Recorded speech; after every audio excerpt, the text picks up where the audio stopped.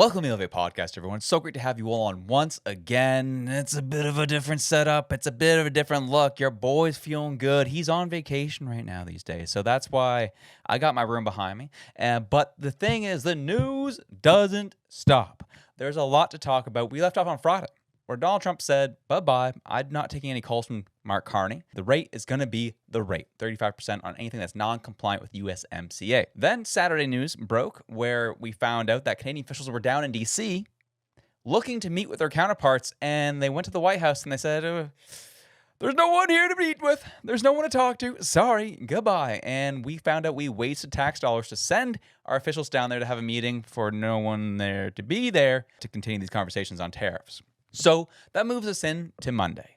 And people are wondering, what is going on? And will Canada get a break? What is happening? This, that, the other. And well, one of the Americans' trade representatives got on the news and had this to say about the tariff rates. Was any chance those rates would be negotiated down in the coming days? I don't think they will be in the coming days. I think a lot of these, I know a lot of these are set rates pursuant to deals. Some of these deals are announced, some are not. Others depend on the level of the trade deficit or surplus we may have with the country. So these tariff rates are pretty much set. You said at some point the president's view is maybe a tariff is better than a deal. Are you saying there are countries that they have no shot of avoiding a tariff? Most countries in the world, they just have a tariff assigned to them, right? Whether it's it'll be the 10% or 15%. 10 or 15 or the higher level tariff. Because again, when the president is looking at this, he looks at potential deals, and we bring him potential concessions from countries and the things they might want to do. And he compares that to the potential tariff that might be applied to try to get that deficit down. And then talking to his advisors, he makes a call on this. And sometimes a country will come back and make additional concessions that make it more appropriate. He's trying to get at the deficit. He's trying to reshore. He was cut off before he was able to finish, but he's looking to get the deficit down, trying to shore up the manufacturing within the United States. Again, we did a whole video about this months ago about what Donald Trump's really trying to do right now, and it's a very interesting moment in the global trade market, and as well as global history right now. Things are shifting, things are changing very rapidly. And right here, this trade representative really broke it down and kind of got out of the nuance a little bit and said, this is kind of what we're doing. We see these tariff rates as a way to kind of bring down the deficit in the United States and try to make our trade relationships a little bit more reciprocal so that we're not losing money on a bunch of deals. That's their perspective. That's how they're seeing it. And you get a lower tariff deal if you essentially are investing more money in the United States.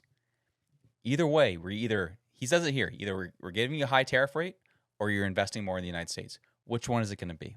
And that really has been the strategy of the United States administration throughout this whole tariff process. In Canada, well, we are very protective of our industries, very protective of specific industries. And that is causing some tension in these trade talks at this point in time. But the thing about that is Canada and our media apparatus this is how our media is shaping it at this present time, is that Trump is erratic. He doesn't know what he's talking about. He doesn't even know what he wants. This is just him being a bully, and we're standing up to him. We're one of two countries in the whole world that's standing up to Donald Trump. And that is the rhetoric that's being spread in our country of why we haven't got a deal yet, of why nothing's been worked out, is because we're saying we're standing up to Trump. While everyone's bowing to Trump, we are standing against Trump.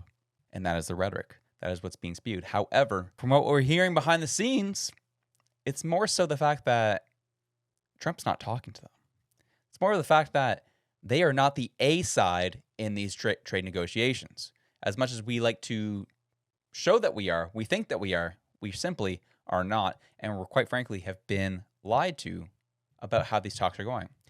The reality is when trade talks get heated, you're going to get a different story from both sides. That's just the reality. You're going to get the American side in this case, you're going to have the Canadian side in this case. But somewhere, somehow, the truth is in the middle. I don't really fully put all my eggs in the basket of either side. However, I will put my eggs in the basket of the side that I'm actually hearing from. I'm not really hearing a whole lot from our prime minister. I'm not hearing really a whole lot from those who are negotiating on our behalf. I'm just hearing mainly what I'm hearing from the media. And CTV News did a 2-minute piece on all this, and it was probably one of the more erratic pieces I've seen recently coming out of the mainstream. I'll show you what I mean. Leaving Washington without a new agreement last week. Dominic LeBlanc making that statement today on a U.S. talk show. President Trump has said the increased tariffs are due to the flow of fentanyl, but as CTV's Colton Prale reports, a top American trade official is offering a different reason.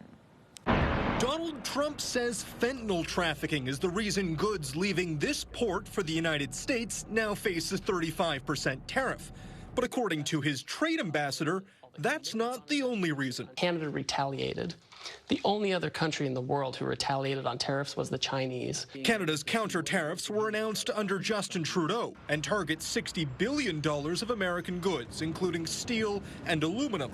Mark Carney hasn't increased them, but he also isn't dropping them. The national security interest of Canada requires that we have a viable steel and aluminum sector. Trump has threatened to increase tariffs if Canada retaliates again. Carney said he was ready to bring in more counter tariffs August 1st if there was no deal, but didn't do so. There's the political elbows up view on this, and then there's the practical view, and these tariffs are effectively taxes being paid by Canadians. Today, the Prime Minister reiterating counter tariffs aren't his focus. Building in a Canadian way, building sustainably, building together, building positively, and that's what we're going to do. And yes, we will we'll come to something with the Americans, something constructive with the Americans. But with multiple deadlines to get a deal done now come and gone, some are questioning just how far off an agreement really is. I would describe it as no man's land in terms of figuring out how we get these negotiations to some sort of a mutually beneficial conclusion. A recent report from the Royal Bank of Canada says Trump's increased 35% tariffs are not expected to significantly alter Canada's economic outlook. Dominic LeBlanc also says the Prime Minister and President will likely speak over the next number of days. Trump claims Carney called him on Thursday, but the two never spoke. So a couple things in there. As I said, it was one of the more erratic pieces because there's so much going on. The fact that they went to D.C., didn't get anything. Minister LeBlanc's like, oh, we're going to protect our steel workers, and that's what we're going to do right now. And there is just so many different types of rhetoric, and everyone trying to get in what their narrative is going to be. Then you also had Mark Carney saying, we're just going to focus on Canada. We're going to build here. We're going to focus on being here. And, we'll get to something with the Americans. This whole nonchalant mentality he has, knowing that, as I said, $1 trillion trade partner, United States. $1 trillion. And to say, yeah, we'll get to a deal with them eventually. Yeah, we'll see how it goes. And to essentially dismiss the whole issue and to say, we're just going to build in Canada, it'll be all fine. You're on summer vacation. What have you agreed to? What nation-building project have you agreed to build since you've been Prime Minister? I'm still waiting to see. I got to put an APB out for that. I don't know where it is. The police are still on the lookout for this nation-building project that's supposed to come. Still haven't seen it. Haven't even heard word of it. We saw Bill C-5 that was dragged across the finish line because it was such a terrible bill that the Conservatives was like, well, sign off on something so you get something moving. Please do something. Instead, our MPs went on holiday. And we've just been hearing the gong show taking place this whole summer of these tariffs, these conversations, these trade deals that are not happening. And then so for Mark Carney to turn around and say, we're going to focus on nation building, again, no deals yet to be found. We just saw the articles that have come out over the weekend of all these energy companies that are moving production down in the United States.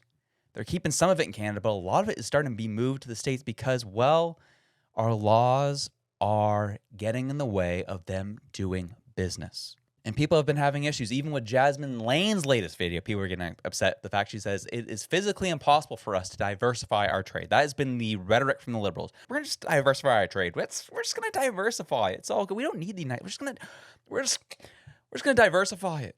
It's like grabbing this remote. That's kind of how they treat it. Yeah, I'm just going to grab this. I'm just going to change the channel. Yeah, it's all good. We're just going to diversify trade.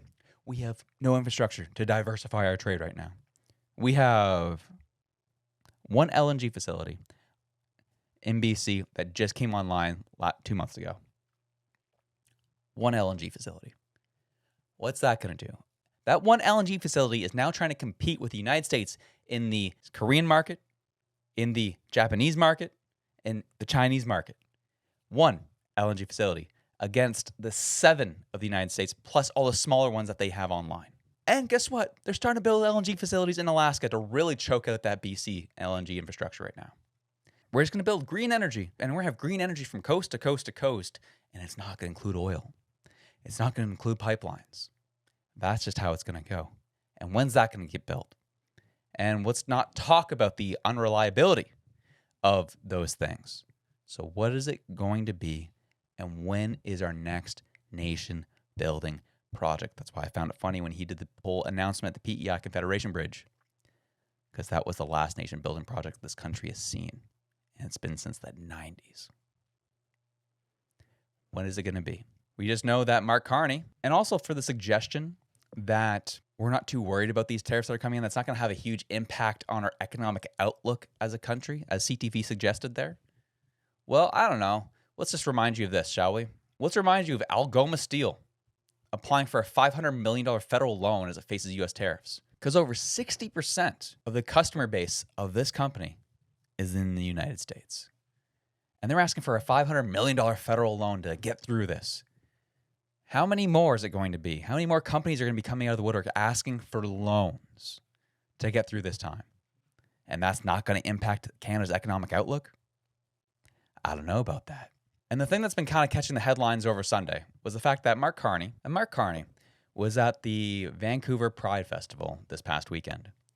It's just not a very good look in general, especially when he has that interview where he kind of dismisses the fact that we don't have a deal with the Americans, our biggest trading partner, and the fact that our trade ministers got ignored by the White House on Friday, the fact that we have energy companies that are moving south of the border, a lot of their production moving south of the border. Things are departing here like crazy. We don't have a deal. The tariffs are staying, is looking like. And, well, we have Mark Carney out in the streets in Vancouver. You can agree, you can disagree if he should have been there or not.